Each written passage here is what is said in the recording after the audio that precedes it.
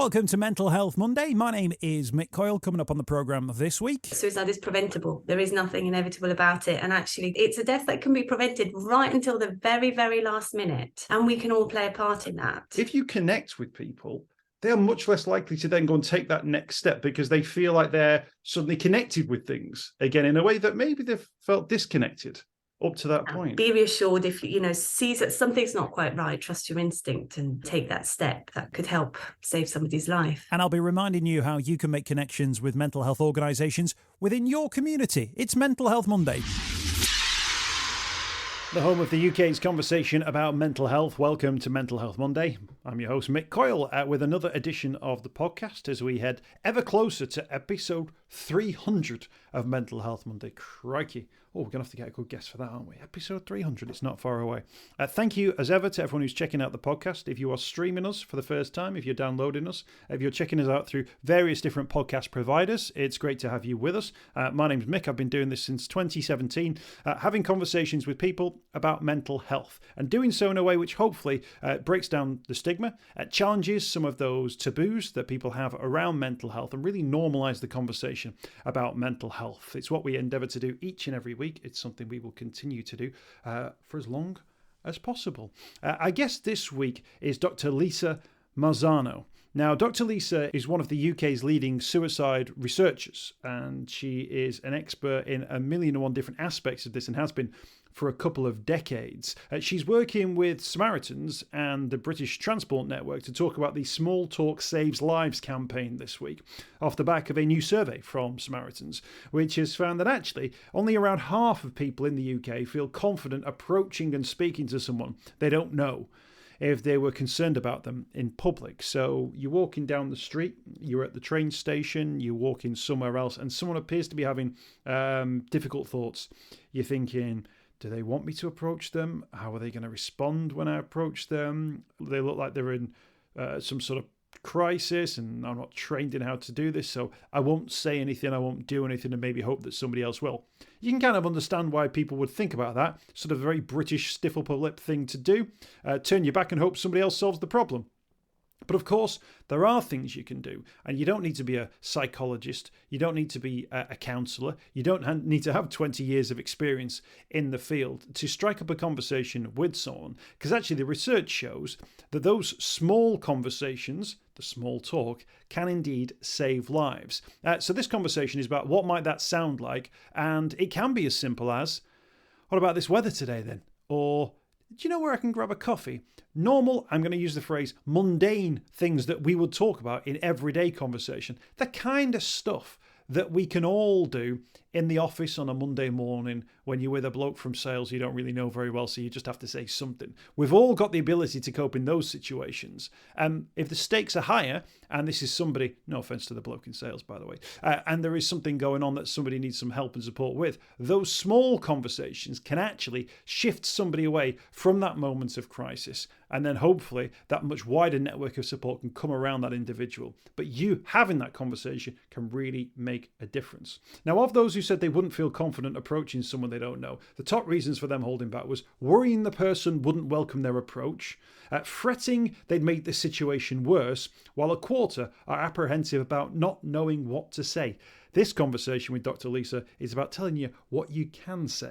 So let's crack on with that conversation and get you that information. As simple as that, really. There's a video that comes with this, which I'll put a link to in the podcast notes. And I'll also put a link to Dr. Lisa in the social media for this as well. You can check us out at Mr. Mick Coyle. That's me on Twitter. And I'm on Instagram as well. And you can join the Facebook group for Mental Health Monday. If you're on any of those, you'll also get little video previews of each of our weekly guests. I put that up just after 8 o'clock on a Monday morning. Thanks for checking out Mental Health Monday this week. We started by talking with Dr. Lisa about the fact that these conversations, this small talk that can save lives, is a conversation we can all have. Yes, and I think that's obviously there's a difficult situations that people encounter and they might be worried about somebody who's in distress. And the good news is that actually we don't need special skills or training or any script as such to make that sort of initial first step to help somebody. It could be something very simple. It could just be a bit of small talk. It could be, a comment about the weather. It could be asking, where can I get a coffee? It could be a simple smile. It could be even not saying anything. Sometimes we've done a lot of research looking at how people intervene in these situations, and actually also looking at the experiences of people at the other end of these interventions. And sometimes it's the simple presence of somebody there. Sometimes people might position themselves in a particular way and just, remind the person that they're there. It could be a smile, and it could be calling for help if they don't feel that they can intervene, if they don't have the confidence that it's not safe to do so. But really the message is that, it can just be a bit of small talk, and we all know how to do that. One of the things that as Brits we're pretty bad at, although we can happily talk about the weather all day, that opening up of a conversation, even in any kind of circumstances, sometimes feels a little bit difficult or a little bit awkward. We need to get through that a little bit, don't we? Because the power of small talk in this circumstance literally does save lives. Yeah, I guess we can practice it. And it could be something like, do you know what the time is? And as I said, it could also be just a smile or a gesture or being physically present or calling for somebody else. But yeah, we could get better at that. I think from the research we've done, and I know Samaritans have done some work on this recently, I think the stumbling block is more that people worry about making things worse. People worry about, saying the wrong things, or that maybe they might have misjudged the situation. So really, this is a reminder that actually there's no evidence that you can make things worse by just making some small talk. We know, as I said, we've talked to people with sort of lived experience of an intervention in these sorts of situations, that actually a bit of small talk, but when people talk to them, calmly, warmly, there is no evidence that you can make things worse. So be reassured if you, see that something's not quite right, trust your instinct and take that step that, could help save somebody's life. I wanted to ask you about, obviously, from the research you've done, people who've had that experience of going to a moment where they're in a crisis.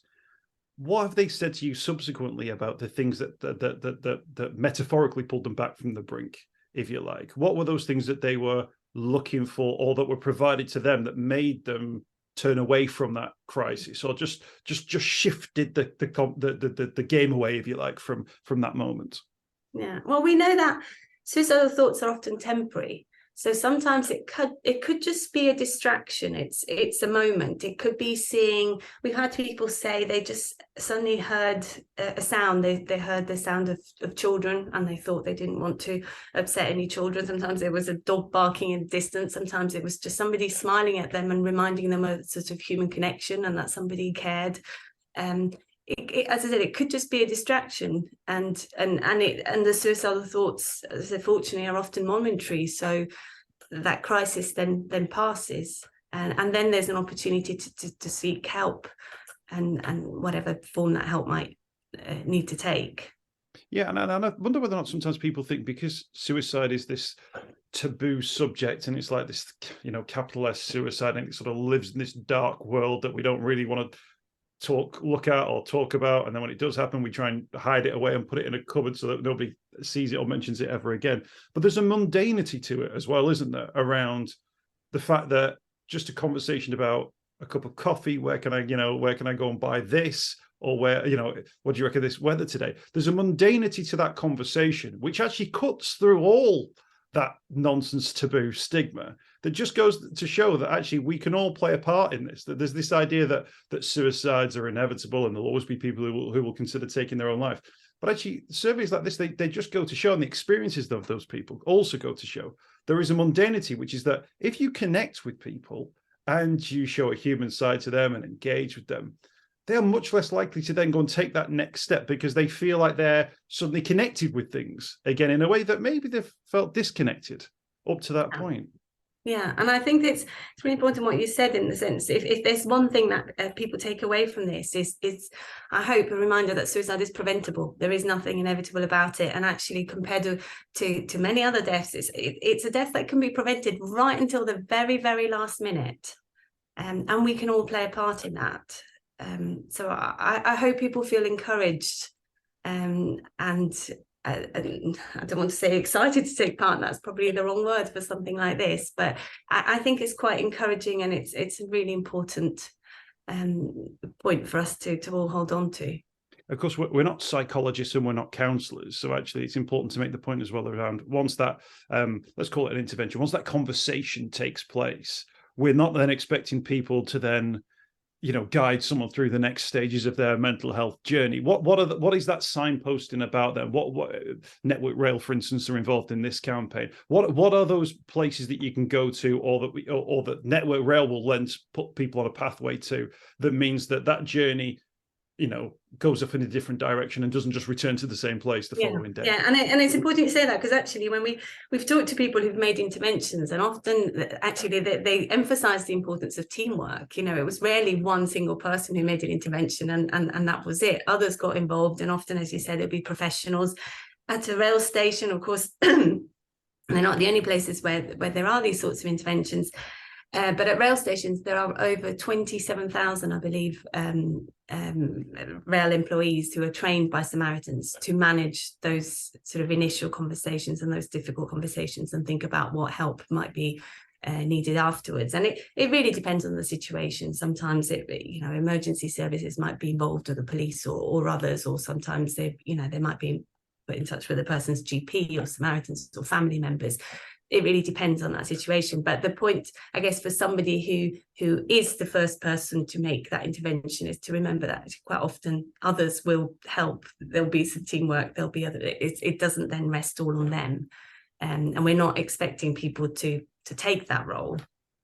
Absolutely. There's more information online. Small Talk Save Lives, and it saves lives. You can also go to the Samaritans website as well. Samaritans number, as ever, 116123. Dr. Lisa, while I've got you, I just wanted to ask you, in terms of where we're at in terms of the suicide conversation, I've been in the Mental Health Monday podcast for the last sort of 5-6 years now, and I know that the conversation has moved on significantly. The people who kind of know about how the conversation has moved on. Yet every year I will look at suicide figures, and they remain frustratingly, stubbornly, depressingly high.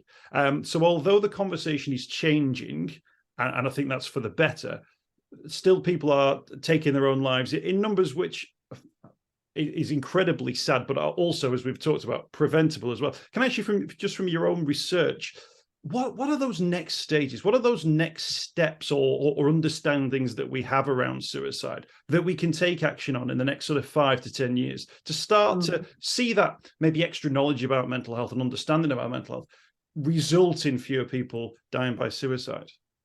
Yeah, well, we have a new strategy actually that's being developed now for the next 10 years, very much to think about what the next steps are that we can take now.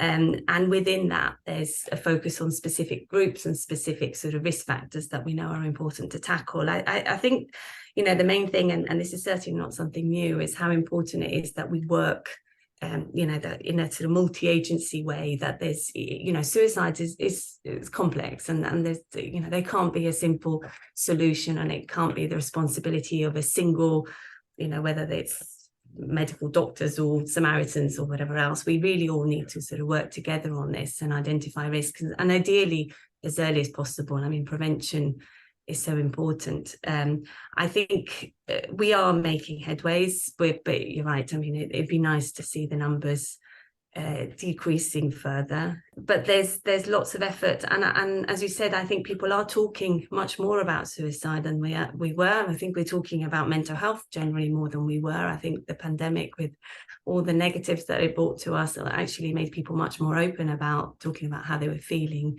and so on, and I think that is a positive step. And I think within that, it's also remembering that, I see lots of campaigns and lots of initiative and lots of focus on saying, seek help when you're struggling. I think it's also remembering to help others if you're worried that they're struggling. One of the things that I've really noticed is a change in the way that people have talked about that, this idea of, reach out for help, instead to flip it around and to say, reach in for help, reach in. Like if you see someone struggling, that's the time to go in. And the change in the conversation around asking someone about their suicidal thoughts, are you feeling suicidal? Which is a question 15 or 20 years ago that nobody would have ever dared utter. And yet now I hear many, many people saying that is a question which does not do any damage at all. If anything, it gives a key, it gives a gateway to a conversation which might reveal someone's, troubles, difficulties, create that moment. And I wonder whether or not actually that are you feeling suicidal? The normalization of that question within society would be a really great step forward to this wider conversation. I mean, there's no evidence that, as you said, there's no evidence that makes things worse at all. And if anything, it allows people, people who I've mentioned before, but, suicidal thoughts are often temporary, and people can experience a lot of ambivalence about it, and giving them an opportunity to talk about how they're feeling. I think it's incredibly positive, and I hope like you, it sounds like we are moving in that direction, and that we are being more open about it. I mean, having said that, I think we need to be careful about, how we talk about suicides in particular contexts, and we might, that it's not sort of romanticized or portrayed in particular ways, or that we, I've been doing some work on, how, for example, the media talks about suicide, and there are risks in, this story about, suicides are going to increase when actually there's no evidence that they are, etc. So I think we still need to talk about it responsibly, but as long as we do it responsibly, I think we should, and I think we are. I mean, I guess when people say to you, what do you do for a living? And you talk about the research that you do, people must react in certain way and go, oh, is that sounds a bit depressing, or that sounds a bit, or like, do people know what to say? It has changed. It has changed over the years. I've been working in suicide prevention for almost 20 something years. And yes, I mean, at the beginning, the reaction was very different to the one I get now. Maybe something's changed in how I talk about my work and my own confidence, etc. But actually, quite often people use that as an opportunity to ask me questions about what they can do if they're worried about somebody, or if they've got particular experiences. So yes, I think it's changing a bit, but yeah, sometimes with some reactions and some which are perhaps understandable. Superheroes in the movies sort of wear capes, and they have their underpants on the outside of the clothes, and that's not how you're dressed, just for the people who are listening to this conversation. But the work that you've done, the research that you've done, you must have had feedback from people who say that we've implemented X, Y, or Z, and we've used your research, and as a result, people have come to them and said that they've changed their attitudes around the way that they think about life and suicide. Have you saved lives, and how do people communicate that with you? Oh gosh, not directly, I guess. I mean, I don't know that I've been involved in campaigns like this one. I'm glad that on radio you can't see blushing. I have won a National Lifesaver Award at some point. I mean, it's difficult to quantify these things. I mean, we do the research, and actually it's not just me. There's a whole team of us working together. We're very passionate about this. And really hoping to make a difference with it. I mean, there'd be no point otherwise.